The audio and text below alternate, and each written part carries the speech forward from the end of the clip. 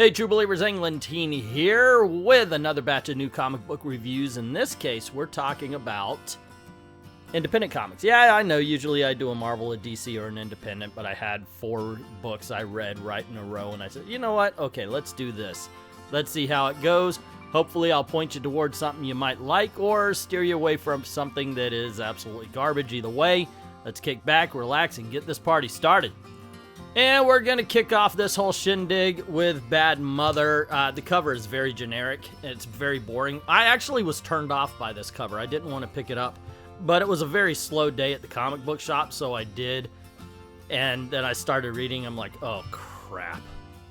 What am I getting into? Because for the first few pages, it's really this woman just living her life. We're seeing her pick up alcohol. And I get it. Every movement is to show a little bit of character. She's a normal woman. She worries about her weight. She drinks a little bit too much. And we're getting a little bit of character here and here and here. And by the end, I actually enjoyed that. And I actually enjoyed those little moments. But she does worry about her daughter. Her daughter's out way too late.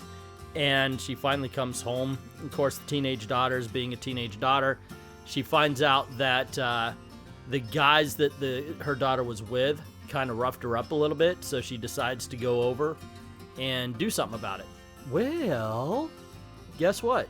They're dead. So she's like, holy crap, what? And she turns around and she goes to her house only to find that her daughter's been kidnapped. And this is where you start to think, okay, so who are they really after? Is it the bad mother? Is it the daughter? What's going on? Is this a silencer kind of thing where the kids are paying for the sins of the mother, where she's actually an assassin? I don't know. This is the setup issue. It's the first issue. It's intriguing. I'm kind of glad I did buy it, and I gotta say, I'm gonna recommend it. One of the big draws to it is this is sort of a noirish film. It's a noirish book, and the colors, the art, it really does lend itself to that kind of storytelling. I'm very impressed with it so far, because usually I don't like this kind of art. I really don't. It just seems to be used improperly. But for the right kind of story, which I do believe this is that right kind of story, this kind of art can really pop off the page. And in all honesty, I do believe it did so. The writing's spot on. It's a pretty good independent comic. Next up, we're going to talk about Alien, the original script by Dan O'Bannon. And this is adapted, obviously, from the original Alien script. And so the fun of it to me was kind of watching how it evolved. Like you can read a page, you can read 2 pages or so and go, okay, well this is this scene right here, but you could tell the differences, of course. And I kind of dug on that because it's very familiar while being completely different. And that was just a treat, in my opinion. I mean, you still got the story. They wake up, they find out there's a distress signal. They go to check it out. And while the meat and potatoes of the story is still there, it's the little details that change. The art is right here. I don't think the art was anything amazing, unfortunately.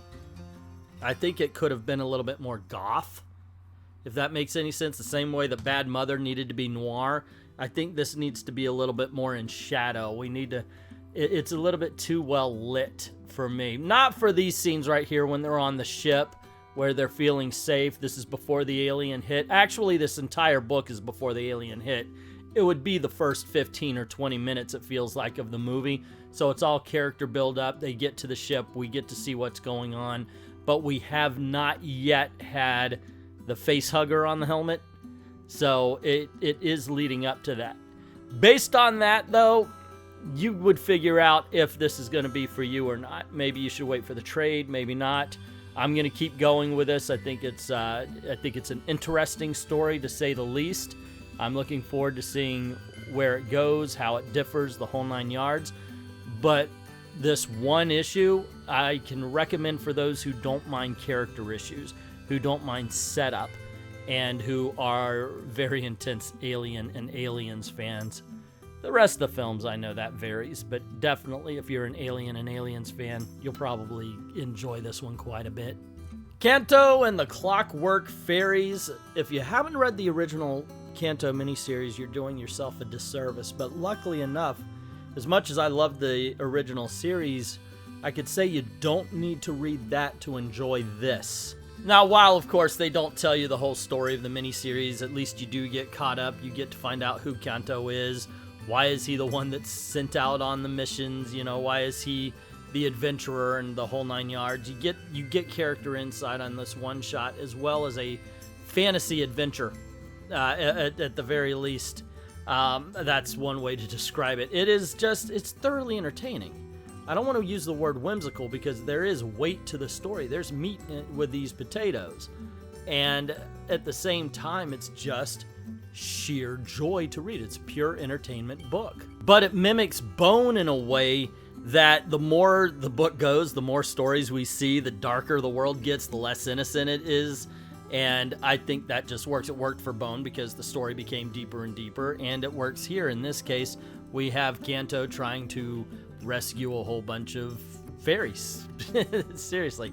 And he's trying to do that without actually getting captured himself. It really does work on its own. It works better, obviously, if you've read the miniseries, as I've said before. But either way, I think you'll be doing yourself a service to check out Kanto. Not just this, but the miniseries itself. Or at this point, you'd really have to buy the trade paperback. Funny Creek! Holy Toledo! Where the hell did this come from? I picked this one up just as a lark, in all honesty.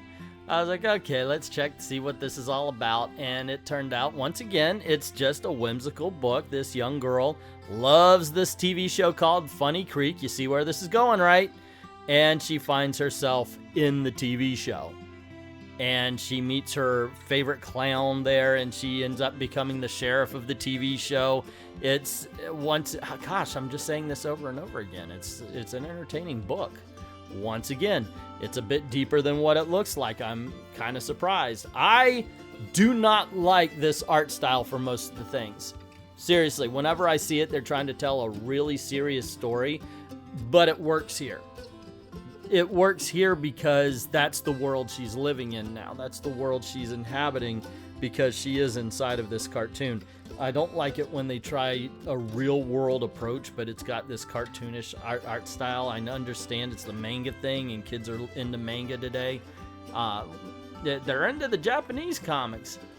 What you gonna do, Ma? Anyway, but here it works, once again, mainly, especially once she gets into the cartoon world where there are cartoon physics. I love this bit where she's hiding behind the barrel and nothing's touching her and everything. And it works. Not just the art, as I've been speaking up, but the writing as well.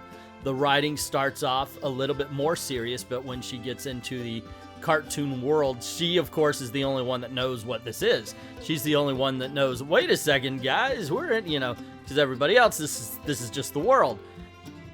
And I think it's fun. I think it's clever and entertaining. And once again, very happy that I bought it. Although I really do understand that of all the books that I have reviewed today, this will probably be the one I would have the hardest time convincing anyone who watches my videos to buy.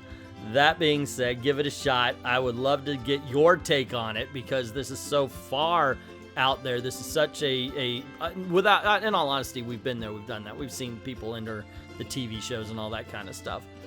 But this is so far away from what we usually talk about that I would love to see a reaction of it. And as usual, I lined the covers up from my favorite to my least favorite. There are no bad books in my opinion this time around. Actually, they're all pretty darn good. But I gotta say, Bad Mother, I really enjoyed that one the most. And then Funny Creek, it just tickled my fancy.